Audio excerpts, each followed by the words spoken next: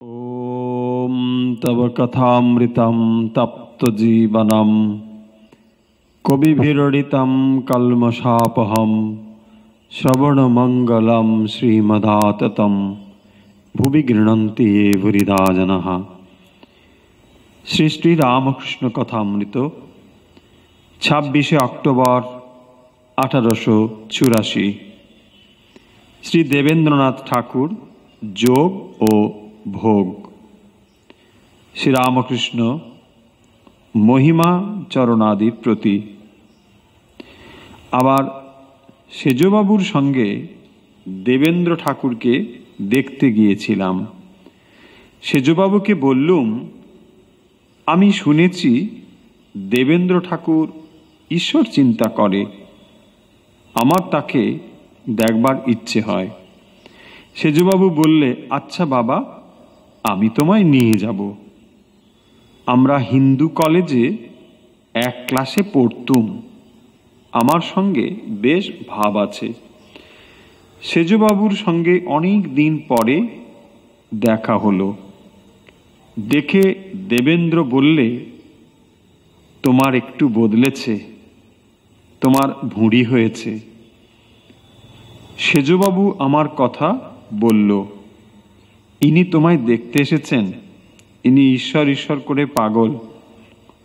আমি লক্ষণ দেখবার জন্য দেবেন্দ্রকে বললুম, দেখি গা তোমার গা। দেবেন্দ্র গায়ের জামা তুললে, দেখলাম গৌরবর্ণ, তার উপর সিঁদুর ছড়ানো। তখন দেবেন্দ্রর চুল পাকে নাই। প্রথম যাবার পর একটু অভিমান দেখেছিলাম, তা হবে না গা, অত ঐশ্বর্য বিদ্যা মান সম্ভ্রম। অভিমান দেখে সেজবাবুকে বললাম, আচ্ছা অভিমান জ্ঞানে হয় না অজ্ঞানে হয়? যার ব্রহ্মজ্ঞান হয়েছে তার কি আমি পণ্ডিত, আমি জ্ঞানী, আমি ধনী বলে অভিমান থাকতে পারে? দেবেন্দ্রের সঙ্গে কথা কইতে কইতে আমার হঠাৎ সেই অবস্থাটি হলো। সেই অবস্থাটি হলো, কে কিরূপ লোক দেখতে পাই। আমার ভেতর থেকে হি হি করে একটা হাসি উঠল। যখন ওই অবস্থাটা হয় তখন পণ্ডিত ফণ্ডিত তৃণজ্ঞান হয়। যদি দেখি পণ্ডিতের বিবেক বৈরাগ্য নাই, তখন খড়কুটোর মতো বোধ হয়।